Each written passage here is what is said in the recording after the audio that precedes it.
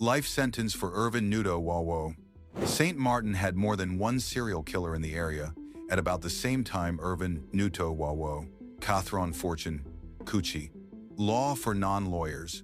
Urvin Nuto Wawoe and the Killing Fields of St. Maarten. Prelude, a region on edge. The Dutch Caribbean is a paradise in photographs.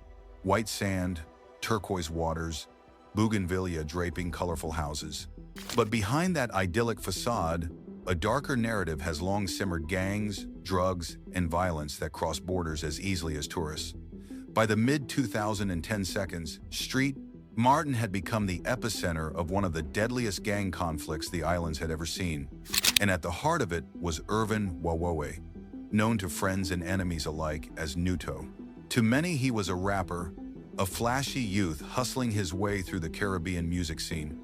To law enforcement and victims' families, he was a gang leader, a killer, and the architect of terror. Together with his co-leader, Sharandi Tyson Quant, Nuto ran the No Limit Soldiers, NLS, a criminal organization whose influence stretched from Curaçao to St. Maarten, leaving a trail of blood, fear, and shattered communities. By the time the courts caught up with him, the Caribbean was ready for reckoning. The rise of No Limit Soldiers. The NLS story began in Curaçao.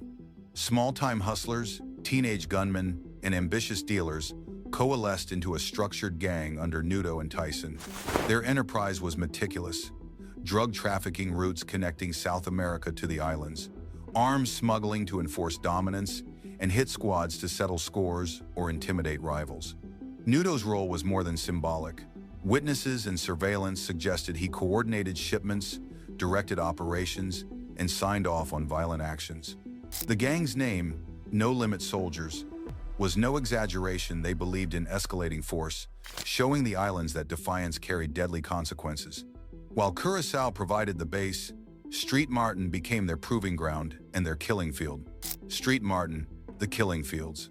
The most infamous chapter of Nuto's reign unfolded in Philipsburg, Sucker Garden, French Quarter, and surrounding neighborhoods.